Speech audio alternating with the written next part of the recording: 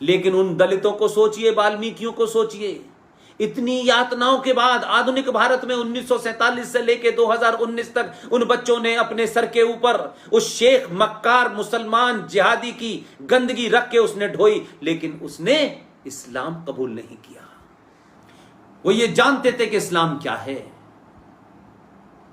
वो उससे बड़ा कोई हिंदू और सनातनी हो सकता है, लेकिन हम उसे गले नहीं लगाएंगे, लेकिन मक्कारी के प्रकल्प चलाएंगे कि हम घर वापसी कर रहे हैं।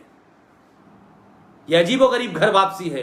जो अपना भाई है सगा, उसका हाथ नहीं पकड़ रहेंगे हम, लेकिन जो नहीं है, जिनसे कोई मतलब नहीं है, जो किताब के लिए कनेक्ट है, वो आपसे शादी कर लें, आपसे चले जाएं, कोई फर्क नहीं होता। उनको वापस लाने में हम बड़ा समय लगा रहे हैं। बड़े बड़े लोगों ने दुकानें खोल रखी हैं उनको वापस लाने में, जैसे उनको वापस लाने से सनातन को कोई फायदा होने वाला है। आईएएस और पीसीएस का बनने वाले पढ़े लिखे लोगों ने भी एक दलित के साथ शादी की थी, 2 साल के बाद मारपीट की तो तलाक हो गया, तो बाहर आ गए। तो जाहिल जाहिल ही रहता है, चाहे वो आईएएस बन जाए चाहे पीसीएस बन जाए। जो किताब की मानसिकता है वही आवी रहती है। मेरे सामने जो चुनौतियां हैं संजय भाई, वो चुनौती सबसे बड़ी ये है कि जब ये मंदिर बन जाएगा, बहुत भव्य होगा, और शायद हम में से कोई ना भी हो उस वक्त, तो क्या आने वाली जनरेशन ये नहीं पूछेगी कि जिनके दौर में सोमनाथ लुटा, जिनके दौर में काशी लुटा, जिनके दौर में मथुरा लुटा, 30,000 मंदिर तोड़ के मस्जिद बनाई गई, ये इतिहास पढ़ने वाले लोग, जब इन्होंने अपनी देख रेख में एक ऐसे समय में जब समाज जागृत था, कम्युनिकेशन का दौर था, ये बात अपनी कह सकते थे, ये तमाम सारे लोगों ने इस बात की चिंता क्यों नहीं की कि भगवान राम का ये जो भव्य मंदिर बन रहा है, करोड़ों करोड़ों लोगों की आस्था है, विदेशों से पैसा भेजा जा रहा है, लेकिन कल जब ये शक्तियां सत्ता पे नहीं होंगी, जो शक्तियां आज 20 राज्यों में हैं, केंद्र में सरकार है,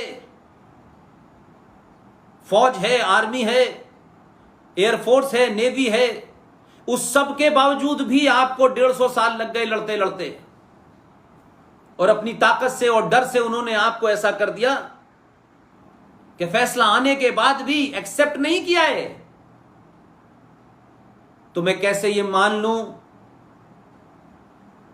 कि आजाद भारत में आज जो हिंदू सनातनी की ग्रोथ रेट है वो इन जिहादियों के मुकाबले कितनी कम है। ये 25 से 30 करोड़ थे तब, आज इस देश के अंदर संसद द्वारा पास किया हुआ कोई कानून जब बाहर आता है तो ये संसद को नहीं मानते, देश को रोक देते हैं, और ये भारत की महान सुप्रीम कोर्ट ठोड़ियों में हाथ डालती है शाहीन बाग के बाहर बैठने वालों के कि प्लीज आप उठ जाइए।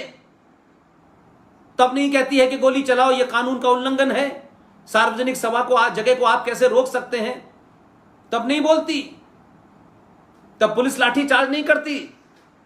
और शाहीन बाग में असफल हो गए तो किस तरीके से दिल्ली के मुसलमानों ने मिलकर के, जिसमें पार्टियों के भी लीडर शामिल हैं, कुछ सीधे तौर पे हैं, कुछ इनडायरेक्टली हैं, ये मौलवी मुफ्ती हैं, ये मस्जिदें हैं, ये मज़ारें हैं, सबने पैसा दिया दंगा कराने के लिए, आप कुछ नहीं कर पाए। क्या अंकित शर्मा नाम के उस आईबी के ऑफिसर के सीने में जो 150 चाकू मारे गए, उसके बारे में कुछ सोचा आपने? आपने कहा रात हुई, बात हुई, चली गई, क्या फर्क पड़ता है, सरकार सजा देगी। सरकारें कभी सजा नहीं देती हैं, समाज सजा देता है। और जब सरकार तभी सजा देती है जब समाज जागरूक होता है, तब लगता है कि अगर हमने सजा नहीं दी तो हमारा गद्दी पे आना मुश्किल हो जाएगा। लिहाजा वो सरकारें पूरी ताकत के साथ सजा देती हैं, और ऐसी सजा देती हैं कि आने वाली नस्लें दोबारा से ऐसा न करें। इसलिए जब जब इस देश में जनसंख्या नियंत्रण कानून की बात आती है तो फौरन एक वर्ग खड़ा हो जाता है। यूनिफॉर्म सिविल कोड की बात आती है, एक वर्ग खड़ा हो जाता है। नाजायज तरीके से 370 35A को हटाया जाता है तो इस देश के अंदर आप समझिए संजय भाई कि ये ताकतें कहां तक हैं कि इन ताकतों ने इंग्लैंड के इलेक्शन में, वहां जब दो पार्टियों के बीच चुनाव हो रहा था, कंजर्वेटिव और लेबर पार्टी, तो लेबर पार्टी से यह प्रस्तावना पास कराया कि लेबर पार्टी अगर इंग्लैंड के चुनाव में जीतेगी तो धारा 370 और 35A को यूएनओ में जाकर के हटवाएगी। उन्होंने, उस पार्टी ने यह रेजोल्यूशन पास किया। तो पूरी दुनिया के अंदर सीए के बारे में भ्रम फैला दिया गया। अब आपका प्रधानमंत्री और आपकी सरकारें सब जगह सफाई देती घूम रही हैं। और अमेरिका का चुनाव 3 नवंबर को है। अमेरिका के चुनाव में डेमोक्रेट पार्टी का जो लीडर है बिडेन, उसने यह कहा है Islam is a religion of peace, और मैं जीतूंगा तो हर स्कूल में इस्लाम पढ़ाया जाएगा। आप सोचिए, 244 साल पुरानी डेमोक्रेसी, आधुनिक, दुनिया का सबसे बड़ा देश, दुनिया का सबसे पुराना लोकतंत्र। हम समझते थे कि हमारे देश में ही ऐसे लीडर हैं जो मुसलमानों का वोट लेने के लिए, चाहे बटला हाउस का इनकाउंटर हो, इशरत जहां को लोग बेटी कहने लगते हैं, जो एक आतंकवादी थी, जो लश्कर तोयबा की थी, सौराब को लोग आतंकवादी नहीं कहते। हमारे यहां मूसा दुजाना को आतंकवादी नहीं कह पाते। हमारे यहां अफजल गुरु की बरसी मनाई जाती है। याकूब मेनन के जनाजे में 5 से 6 लाख मुसलमान जाता है, सबके सामने जाता है। उसे कभी पॉलिटिकली डर नहीं लगा, उसको कभी इस बात की चिंता नहीं हुई कि लोग हमारे बारे में क्या सोचेंगे। लेकिन सारा ठेका लोग क्या सोचेंगे, यह बीमारी सिर्फ हिंदुओं को ही है, सनातनियों को ही है। मेरा सिर्फ इतना कहना है कि चुनौती कल से शुरू होने वाली है। ठीक है, आप इस सत्ता को 2024 भी जिताइए, 28 भी जिताइए, यह अपनी जगह है। अगर आप ऐसा करते हैं तो यकीन मानिए कि आप अपने निजी स्वार्थों से ऊपर उठ के राष्ट्र के और सनातन के बारे में सोच रहे हैं। अगर ये नहीं जीती, अगर इसमें हमने अंतर्राष्ट्रीय षड्यंत्रों के बीच में फंसे और बहुत हम अपने आप को लॉजिकल और रीजनिंग पे चले गए, यही ताकतें होंगी और भगवान राम के भव्य मंदिर को उखाड़ने के लिए ये जिहादी फिर खड़े हो जाएंगे। क्या बंगाल में मंदिरों का जो हाल हो रहा है वो सबको नहीं पता? क्या कश्मीर के अंदर 1200 मंदिरों को तोड़ दिया गया है, तहस नहस कर दिया गया है? किसी को पता है? देश में पता तक नहीं चला। उसके लिए कई सौ साल एक मंदिर, एक देश में सरकार का आने का इंतजार आपने किया। उसमें से कई मंदिरों को इन्होंने पेशाब घर बनाया है। नफरत का आलम यह है इस मुसलमान का, जो ये कहता है हम भाई भाई हैं, ये कश्मीरियत है, ये भाईचारा है। जहां 5% होते हैं वहां सेकुलरिज्म चाहिए, और कश्मीर में 70% होते हैं तो वहां निजाम मुस्तफा चाहिए। वहां किसी किस्म का हिंदू बर्दाश्त नहीं है, न सेकुलर, न कम्युनल, न लेफ्टिस्ट, न राइटिस्ट।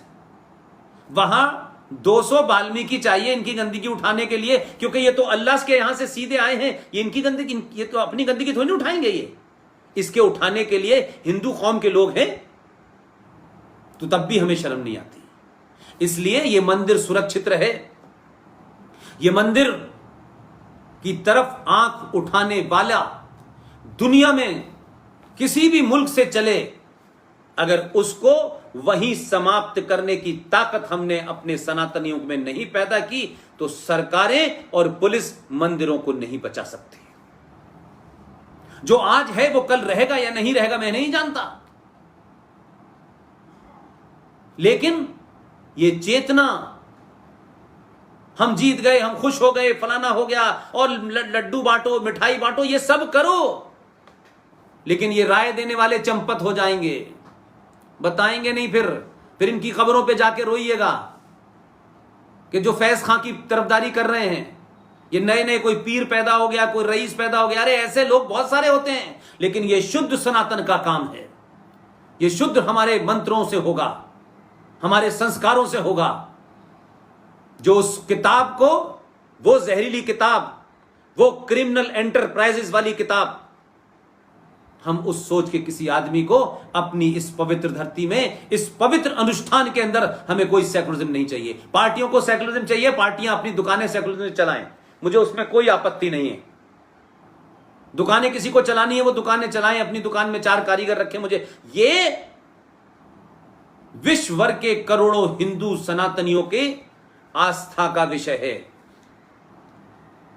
इसलिए मुझे इस किस्म की कोई चीज नहीं सुननी, कोई मुझे कंप्रोमाइज नहीं सुनना।